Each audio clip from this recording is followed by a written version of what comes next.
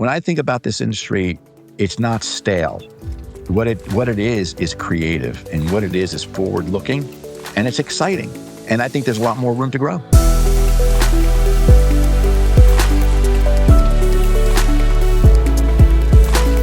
Welcome back to ACS Portfolio Perspective. I'm your host, Andrew Pace, Chief Client Experience Officer at ACS. Today, I'm joined by Mike Toglia, founder and publisher of Equipment Finance Advisor and ABL Advisor, two of the most widely read independent voices in our industry. Mike's career in commercial finance spans more than 35 years. Started as a credit analyst, held senior roles at GE Capital, and later served as vice president of capital markets and national sales manager at Textron Financial. He launched Equipment Finance Advisor in 2011 and ABL Advisor shortly after, and also served as CEO of NIFA from 2018 to 2020. This year marks the 15th anniversary of Equipment Finance Advisor, and ACS is proud to say we were one of its earliest supporters. Mike, welcome to the show. Thanks, Andrew. It's great to see you. Thanks for inviting me to be here today. And also, thanks for being one of the first ones that ever worked with us. That was, we signed you up at the conference in 2011. I'll never forget. Me neither. That was a special moment. We were neighbors, booth neighbors at that conference. I think it was San Antonio, right? That's correct. Yep. That's right. Yeah. Yeah. So you've had a really unique journey across the industry, both inside it and now covering it from the outside. So if you don't mind, let's start there. So tell us a little bit about your path, starting on the credit side and working your way through GE Capital and Textron. Oh, okay. Yeah, sure. Well, it has been a bit of a journey. I started my career actually as a credit analyst. I went through formal credit training at what was at that time Fidelity Bank in Philadelphia. And that was a very intensive program. That was about 18 months of intense classroom training and on-the-job training to become a financial analyst in the industry. And that sort of was the springboard for me, because I spent some time in banking when I first did that, but really quickly, very, very quickly, within 6 months, went to the equipment finance unit that had been started by Fidelity Bank back in those days. And I was sort of the guinea pig. I was the first formally credit-trained analyst to actually transition to business development. And so that was a move that I didn't know what I was going to be doing. I was fortunate in the standpoint when I did that move that I had a couple of people that were really mentors to me. That's something that I always talk about quite a bit. Not only was the extensive training as a credit analyst something that served me very well throughout my career, but it's those people that actually took the time to train me to not only be a salesperson, but rigorously working me through pricing models using things like Super Trump, things of that nature, to become very, very, strong at being able to produce quotes for customers, go out there and meet with people, learn how to sell, all those type of things. So I started from there. And then from there, I actually decided that I was going to get better at credit analysis. I went to analysis and I went to GE Capital at that point as a credit analyst. I did that for about a year and then again transitioned back into the sales side. My sales side, the sales side of business development really was one where I moved from between, let's say, end user to vendor, and then back to large ticket end user, and spent some time doing that. And then as time passed and I progressed in my career and things started to go a little better for me, I was given the opportunity to go to Textron Financial Corporation as a Northeast Regional Manager. Things kind of moved along for me there, and I ended up being the national sales manager for the equipment finance unit, and that was a significant unit. It was producing over $600 million a year at that time in those days, and that was a long time ago. And I had a tremendous team there with me, and a lot of those people are still my friends today. And then I was at Textron for a little while longer than that. And then I transitioned over to the capital markets team, where I spent time, again, using my credit background, using the business development background, and started doing things like buying and selling transactions, selling portfolios, large Textron portfolios, things like that. And just spent my time going through the industry from that standpoint. And I learned a lot. I went from credit to a little bit of ops, to a little bit of sales, to management, strategy, P&L management, things of that nature. So that's my background really in the equipment finance industry.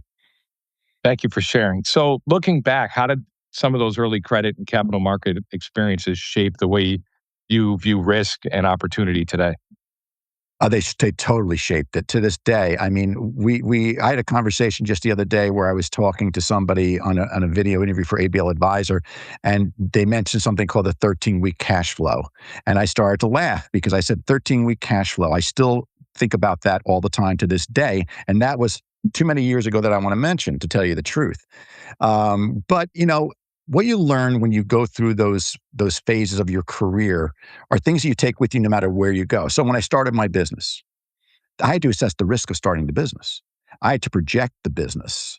I had to know when I was going to do what, how I was going to bring employees on, what I was going to invest money into, and what I wasn't going to invest money into, and I had to assess that risk. And so that was part of the business side of it. But from a publishing perspective, all that training comes into what I'm able to talk to people about every day.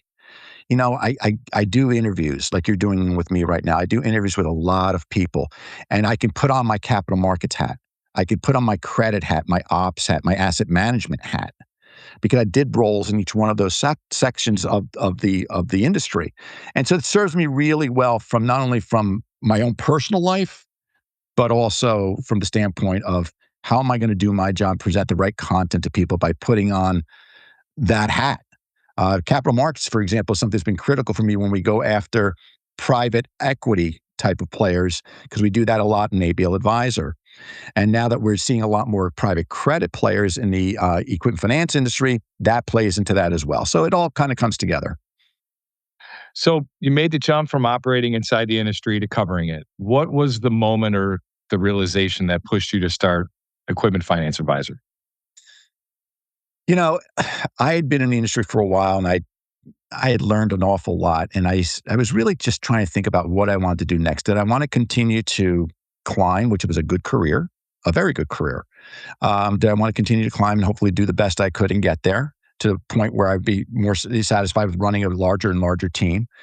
Or did I want to do something different? And I decided that I wanted to do something different. I really wanted to leverage everything that I had learned over the years and somehow bring that to the industry a little differently, where I could help professionals, equipment finance professionals, look at data differently, bring them some information that might be useful for them, make them more adept at what they do, share some best practices, not really just mine, but I'm talking about from the people that we interview, the people that we get article content from. Really wanted to just take my career for one of doing, and somehow the word isn't teaching, but engaging with them at a different level. So when you launched in 2011, what gap did you see that you felt needed to be filled?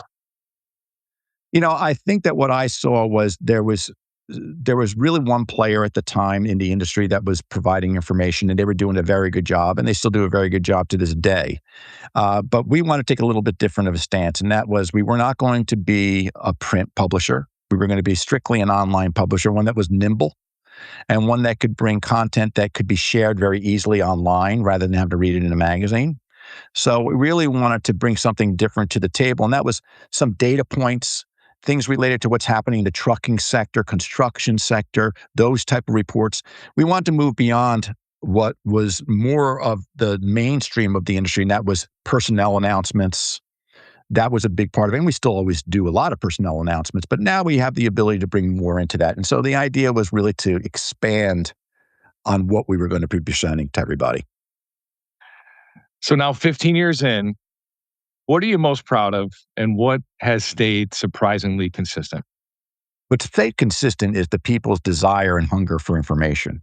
I mean, they really every single day want to read what's happening in the industry. They want to not only know what's happening with their friends and colleagues in the industry, but they want to know what's happening in the industry that could influence their position in the marketplace.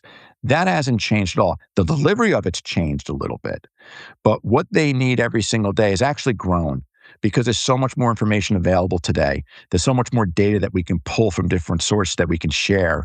So the hunger and the desire to learn, the need to have information, reconnaissance from the field, that hasn't changed at all. Everything has really remained very, very positive from that perspective. On a personal standpoint, what am I most proud of?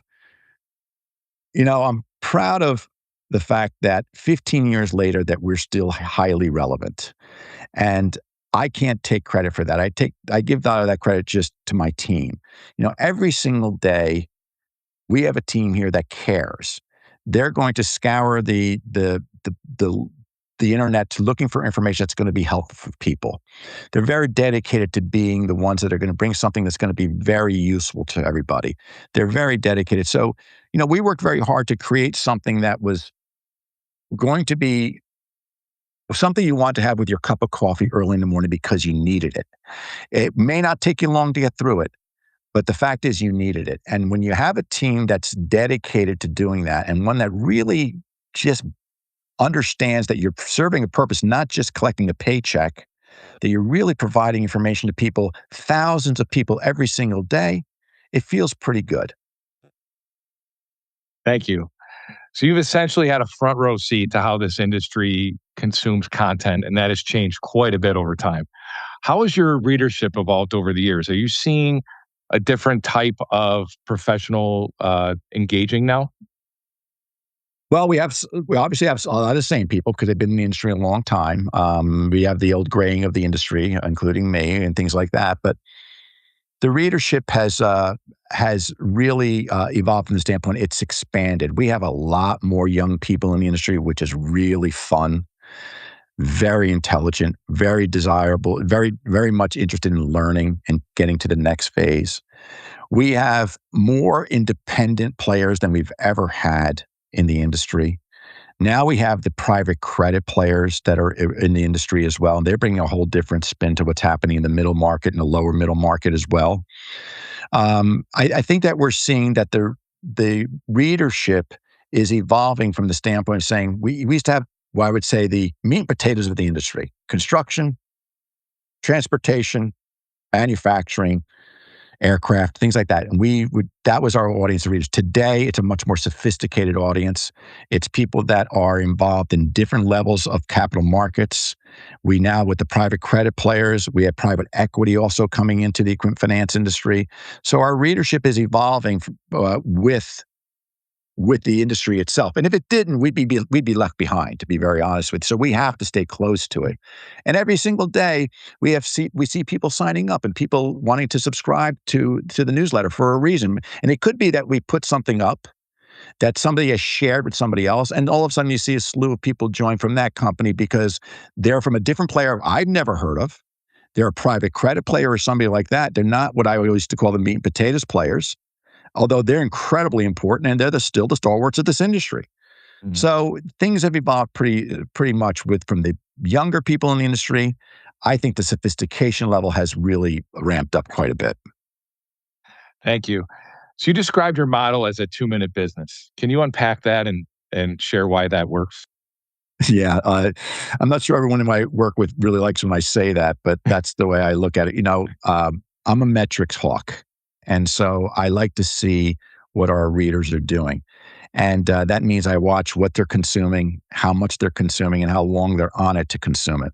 Every day we send out the daily e-news, and it comes out somewhere around 6:45 a.m. Eastern time, and every single day we look at it and say to ourselves, we are going to capture somebody before they really start their day.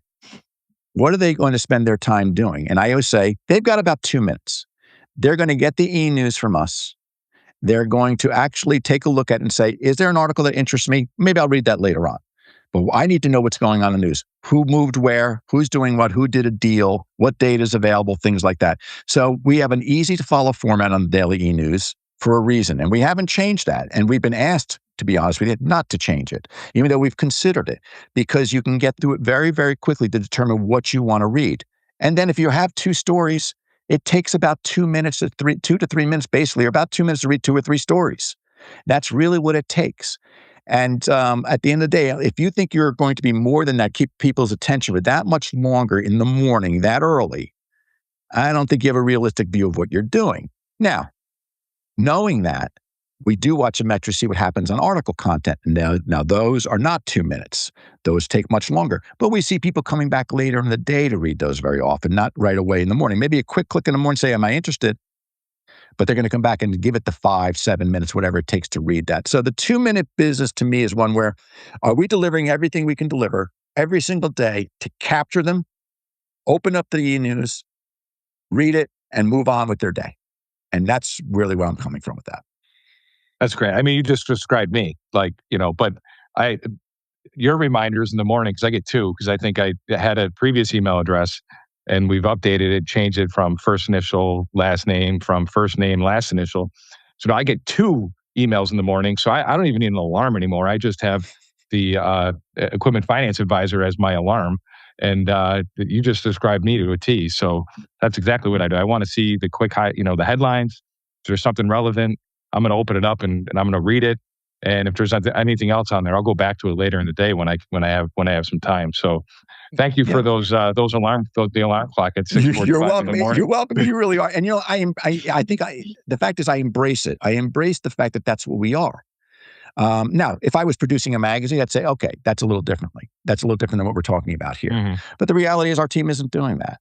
So it's something that, like I said, we embrace it, we appreciate it, but we got to deliver every day. It's my morning with Mike. So Yeah.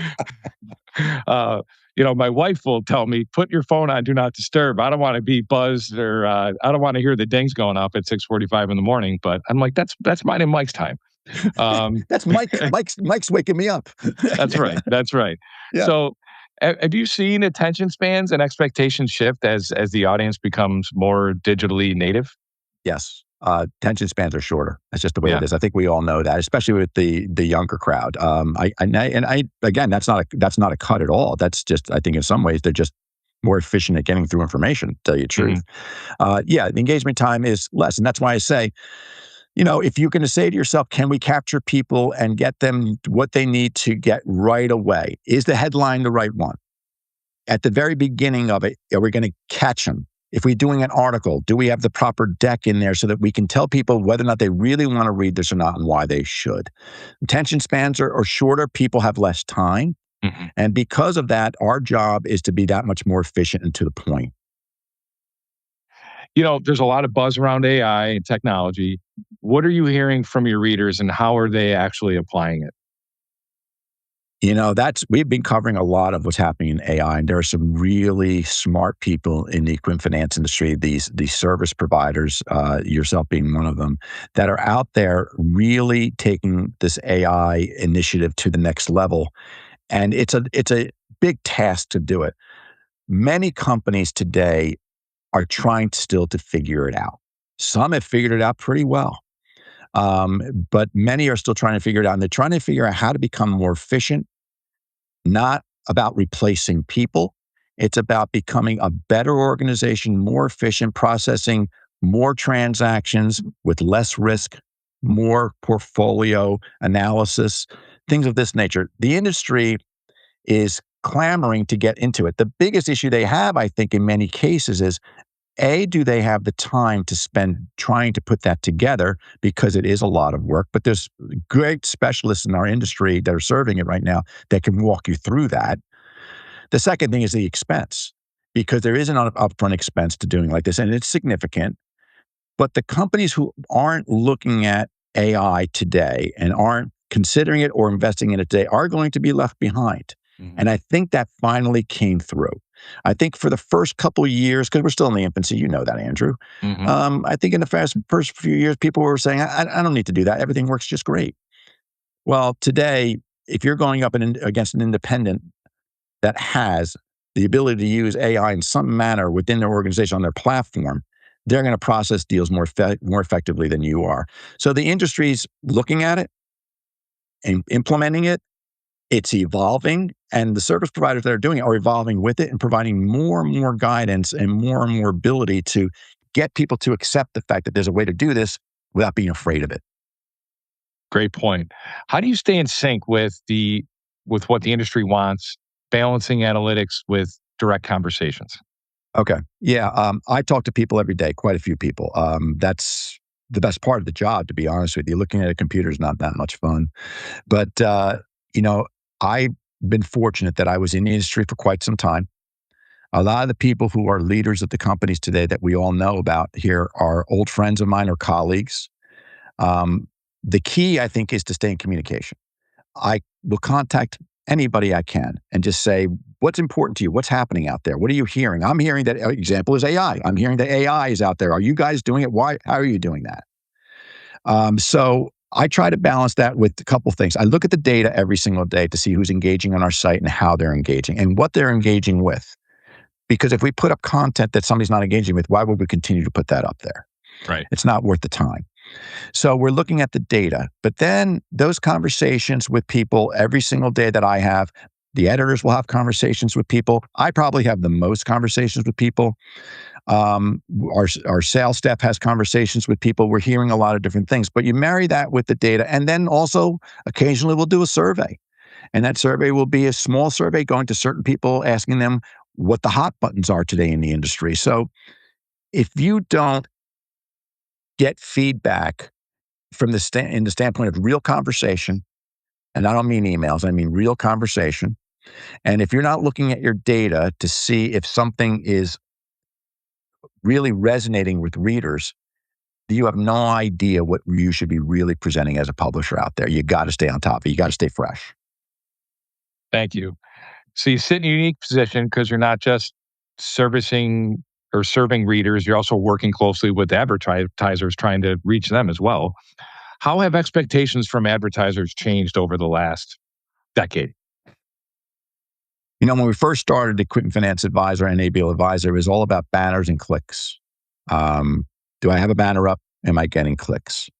That's evolved. And today, banner advertising is still a very important part of the strategy because it's a branding initiative. Clicks are important too.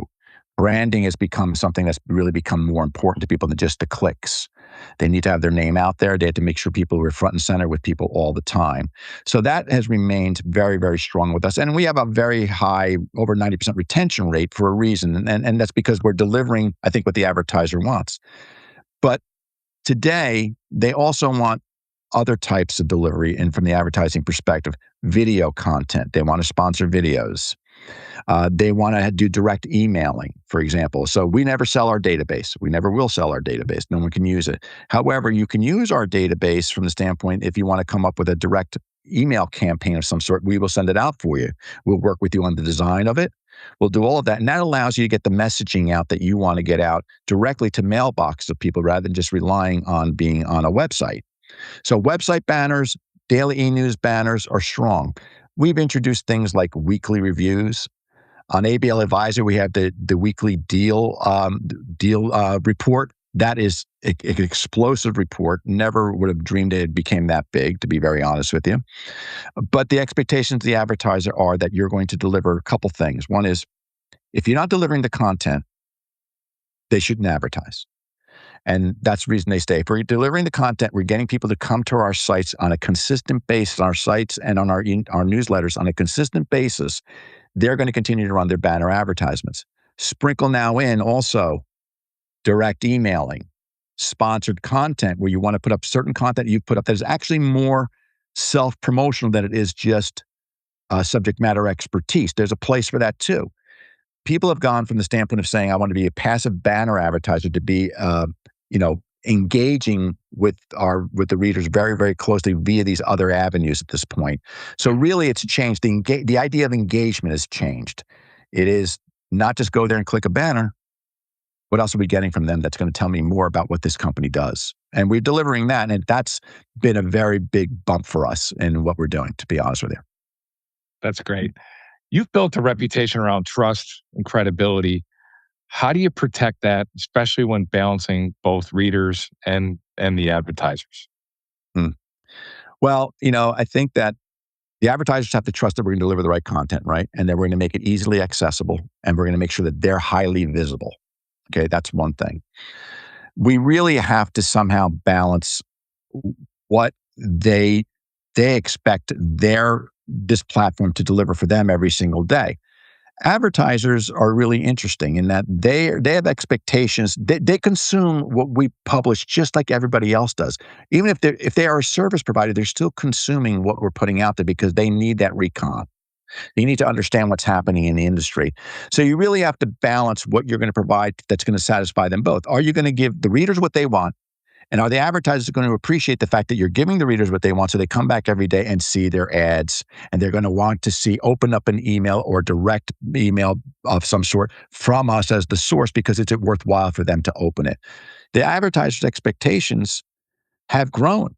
They don't want you to just tell them that their banner's running and getting clicks. They want to know that they're getting engagement. And so we have to really balance that. And one of the things that requires is the trust part that you said is that do they trust us to do that? And do they trust us to deliver the information that is uh, correct and valuable? Andrew, there's situations where I get things that are emailed to me that you and this audience wouldn't believe. They're internal documents, memos, things of that nature that I could easily ask our team to publish. And we'd get a tremendous amount of opens and clicks. And that would destroy our reputation as a publisher that's providing the right information that is verified and accurate.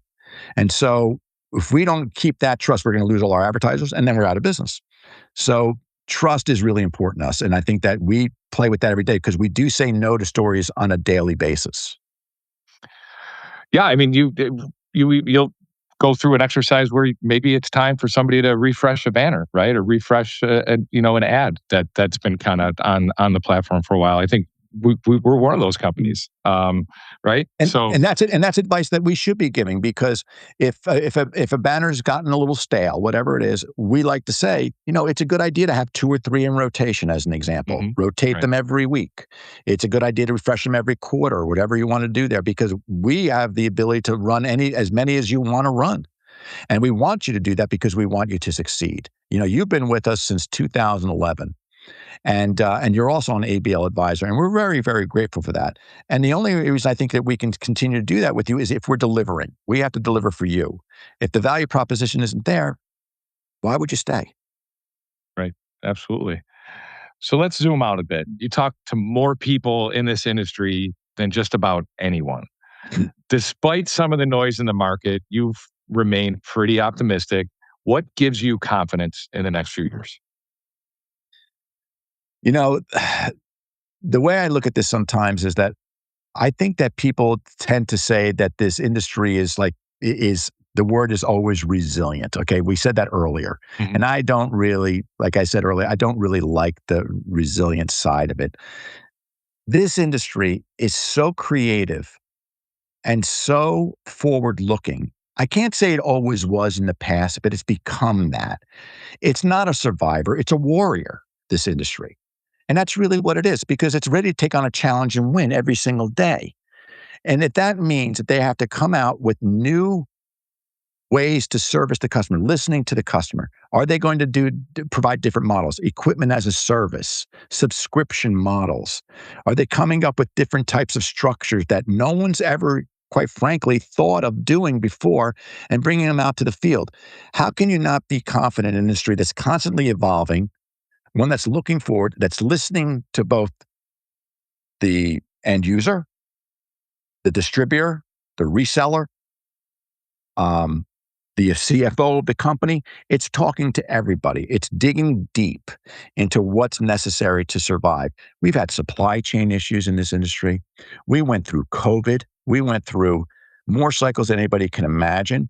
We went through the financial crisis. And every single time this industry has not only survived it, it came out better and stronger and more creative to get there. And more companies have launched because of that. There's a lot of room for growth here. We've got associations that serve our industry really very well. We've got people in this industry that are so committed to not not just winning, but actually solving problems. I just feel that when you look at this from the standpoint of what everyone is looking at as a goal, are we going to get that? They all have the same goal, to meet the needs of those who need to acquire assets. Couple that with the fact that I really love how many young people have come into this industry. I mean, it used to be about 7 years ago, Andrew, I'd go to a conference, I didn't see anybody under the age of 50. And it was one of those things you'd say to yourself, boy, I'd like to see some younger people here. And now when you go to conferences, there's a lot of younger people and younger people who are not in entry level positions. These people are climbing and doing very well. They're bringing new life, new energy. They're also bringing new perspectives. They're digitally advanced. They're so advanced from that standpoint. They can cut through a lot of the noise very, very quickly because somehow they've had to cut through all the noise for all their lives. So we didn't have to Mm. do that in the earlier years when I was somebody my age. So I think that this industry is poised to grow more than ever, especially when you think about the new players, the independents. Banks are still very, very important in this industry. The industry has evolved. Banks have taken a different stance in some cases, but we still need them. They were the leaders, always the leaders. Now you have independents. You have these private credit players, specialty lenders, and the companies that are figured out that if you bring in other forms of financing, like working capital to go with your equipment finance product. Again, it's a win-win here. So Mhm. when I think about this industry, it's not stale. What it is creative, and what it is forward-looking, and it's exciting. And I think there's a lot more room to grow. It's great insight. So, what would you say are some of the core fundamentals you think will continue to anchor this industry no matter what? I think that there's going to be always cycles that you're going to see where equipment acquisition activity changes. It goes up and it goes down. And I think that if companies can find a way to steady that ship and say to themselves, we're going to continue to meet the needs of those folks out there, and we're going to continue to evolve our products. I think that that's what's going to get us there. Did I answer that question that you were asking, Andrew? Yeah. Yeah, I would say so. I mean, you talked about maybe just maintaining discipline, right? Would be one of those fundamentals. Right. Well, yeah, maintaining discipline is a really good point. Maintaining discipline is important. So today, you can say, are there some players out there in the equipment finance industry that take more risk than others? And are there those that are really managing risk effectively? There are some that are too tight and some that maybe are too loose. The fact is that it all comes out in the wash, and we're going to see where it all falls out. The key is, are you learning from what's in your portfolio? Are you learning from your customers? Are you learning from the portfolio? If you're not learning from the portfolio, you're not going to get to where you want to get to. There's trends in there. There's backward looking trends, and there's forward looking trends that you can look at. And today, when you encompass things such as third parties, ACS as an example, bringing in a different service that you don't have to do internally today to provide information and data that's critical for you to underwrite transactions on a consistent basis so you can manage risk, that's very, very important today. For sure. So, where do you see collaboration across equipment finance, asset based lending, and working capital playing a bigger role? Well, I think today you're seeing that the collaboration between working capital, for example, and equipment finance is growing. It's not only just cross-selling the product, but today, the equipment finance industry is facing a different challenge to some degree, and that is many companies are experiencing working capital challenges. Equipment finance can be used as a way to address working capital challenges, not just financing equipment. Sale leasebacks, different ways to do that. You're addressing supply chain issues, timings, things of that nature. So understanding cash flow, understanding working capital requirements, whether you have the ability as a bank or an independent finance company or a private credit player to actually do working capital finance in unison with equipment finance, that's a great solution. But if you can't, and you can partner out there with other folks out there in the field that can, just go out and collaborating in this industry has always been around in capital markets, everywhere. If there are deals that you cannot get done on an equipment side sometimes unless the working capital piece is done as well. And if you can't bring that to the table, it's important to have those friendships and partnerships in the industry to bring that with you together, because at that point, you're not competing, you're actually working together, you are collaborating, and everyone wins in that situation. And so does the client, and they're more than likely going to come back for more. So I think that many companies have said to themselves, can we bring in a working capital product of our own? And if not, can we bring one in from another third party? And also, how do we address the needs of our borrowers today, our lessees that are looking to acquire equipment, but they have a cash flow problem? Can we use our form of financing to actually solve a cash flow problem? Thank you. And from your perspective, where do service providers like ACS and others fit into helping lenders protect and grow their portfolios? I think what's happened here is that the finance players in the industry have learned something, and that is they can't do it all themselves.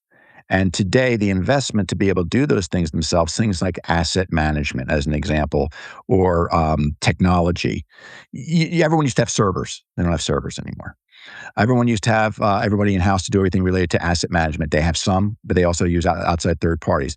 The fact is, the service providers are dedicated to making their product that much better every single day. They're listening to the lenders, the lessors, and they're saying, what do you need from us to be able to effectively do business? And they can, the third parties, such as an ACS, can actually invest money in their platforms to continually evolve those platforms to meet ongoing needs. And that's, I think, the magic here. And that is really that they're working together. They're talking. They're learning from each other. And then the service provider is going out to do what they do best, create that product to meet the needs of that client and actually have it be able to be updated regularly so that it gets better and better. And the lessor or the lender in this situation is also relying on the fact that there's somebody out there has their back. They're actually working on a system, on a platform that's going to enhance their ability to manage, to mitigate risk, to manage what's going on in their portfolio at all times. And I think when people realize the fact that two heads are better than just one, in some case, for lack of a better way of putting it, everyone wins in this situation. So the service providers in this industry are one of the engines on the plane that keeps it going the right way. Well put. Thank you. This has been a great conversation. I really do appreciate your time and the perspective you've shared. It's easy to see why what you have built has become such a trusted voice in the industry. Before we wrap up, what is the best way for our listeners to stay connected with you and your platforms? Well, of course, you could always, thanks for asking that, Andrew. You could always subscribe to the Daily E-News. That's free, and we encourage you to do that. Just come to the website. The other way is you can contact me directly. Just contact me directly. You want to have a conversation about anything? I'm happy to have a conversation about content, market dynamics. If you want to subscribe to our products, that's great. If you want to learn more about our products, just contact me, and I'll put you in contact with the right person if it's not me to do that.